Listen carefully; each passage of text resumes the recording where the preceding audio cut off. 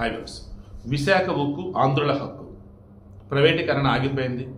ఇంకేముంది, అసలు బ్రహ్మాండమైనటువంటి కూటమి విజయం అని చెప్పేసి ఇలా అన్నారు. ఆ మూడ్ని అది ఇప్పుడు చెప్పినట్టున్నాను. నేను క్రాస్ చెక్ చేశాను. బలవంతం ఏం కాదులే కానీ వీఆర్ఎస్ తీసుకోమని చెప్తున్నారంట. అండ్ ఓవరాల్గా అన్నప్పుడు కాంట్రాక్ట్ ఎంప్లాయీస్ మన తెలుగులో వాళ్ళు తీసేశారంట.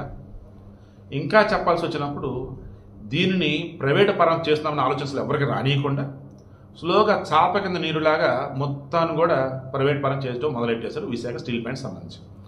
ఆ రోజున అన్నది ఏంటంటే, నేను క్రాస్ చెక్ చేశాను, ఇప్పుడు కొంత ఫండ్ ఏది ఇచ్చారని అంటున్నారు, బట్ దీనితో సస్టైనబుల్ కష్టం, దానికి సొంత గనులు కేటాయించాలి, భారీగా ఆర్డర్ వచ్చేలా చేయాలి, ఆర్డర్లు ఇన్ టైంలో ఆర్డర్ డెలివరీ చేయాలి, అప్పుడు దాన్ని ప్రైవేటీకరణ ఆగిద్ది అనే విషయం నాకు క్లారిటీ వస్తుంది. మీన్ వేళ అయితే నాకు డౌట్గానే ఉందండి అని చెప్పాను.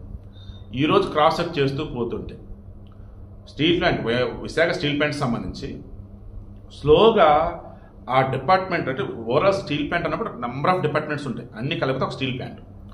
కొన్ని డిపార్ట్మెంట్లలో నెమ్మదిగా అవుట్ సోర్సింగ్ అన్నప్పుడు ప్రైవేట్ వాళ్ళకి ఇస్తున్నారు. మొన్న ఏదో కాంట్రాక్టర్ టెండర్లో పిలిచి ప్రైవేట్ వాళ్ళకి అసైన్ చేశారు. ఇలా చెప్పుకుంటూ పోతే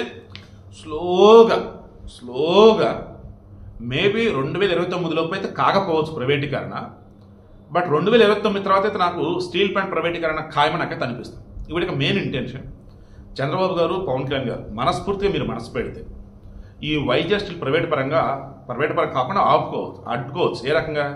steel Authority of India Limited సెయిల్లో దీన్ని విలీనం చేయండి. దెన్ సెంట్రల్ గవర్నమెంట్ కదా మిగతా మొత్తం వాళ్ళే చూసుకుంటారు. ఎవరికో ధారాదత్తం చేయాలని చెప్పేసి ఎవరో కుట్రమణితే మీరు ఎందుకు చూస్తున్నట్టుగా ఉంటున్నారు? మీరు చెప్తున్నారు స్టీల్ ప్లాంట్ ప్రైవేటీకరణ ఆగిపోయింది, సెంట్రల్ గవర్నమెంట్ ఫండ్స్ ఇచ్చింది, దాంతో మొత్తం మళ్ళీ 3వ బ్లాస్ట్ ఫర్నేస్ ఓపెన్ అయింది, సూపర్ అద్దనిది.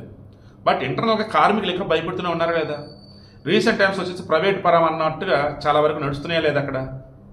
ఒకసారి ఆలోచించండి. నేను మరలా చెప్తున్నా, భారతదేశం పేరుకు ప్రజాస్వామ్య దేశం అయినా కానీ వెనకాలని మొత్తం నడిపించే బ్యాచ్ ఎవరంటే బడా బిలినీర్లు, మిలినీర్లు, బడా కార్పొరేట్ సంస్థలు.